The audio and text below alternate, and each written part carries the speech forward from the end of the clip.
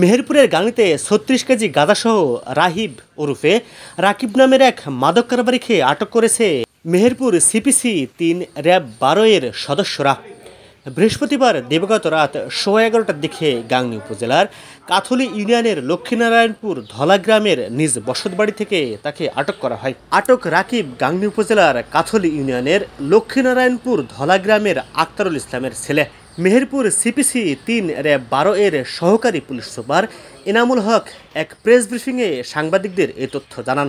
তিনি জানান, কাথলি ইউনিয়নের লক্ষ্মীনারায়ণপুর ধলা গ্রামের রাহিব ওরফে রাকিবের বাড়িতে মাদক রয়েছে। এমন গোপন সংবাদের ভিত্তিতে ওই বাড়িতে অভিযান পরিচালনা করে ৩৬ কেজি গাঁজা উদ্ধার করা হয়, যার আনুমানিক মূল্য ১০,৮০,০০০ টাকা। এছাড়াও সেখান থেকে দুটি হাসুয়া উদ্ধার করা হয়।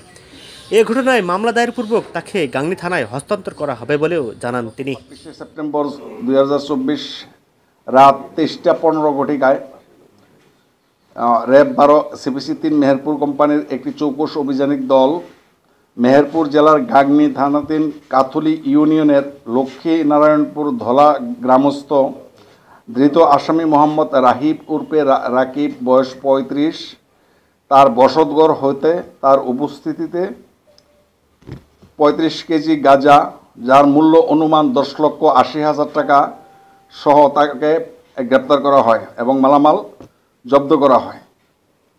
প্রাথমিক জিজ্ঞাসাবাদে জানা যায়, আসামি দীর্ঘদিন যাবৎ লোকচক্ষুর আড়ালে মেহেরপুর জেলার বিভিন্ন এলাকা হতে মাদকদ্রব্য সংগ্রহ করে বিভিন্ন জেলায় বিক্রি করে আসছেন। গ্রেপ্তারকৃত আসামির উদ্ধারকৃত আলামত আইনানুগ পদক্ষেপের গ্রহণের নিমিত্তে তাকে সহ আলামত গাংনী থানায় হস্তান্তর করা হবে।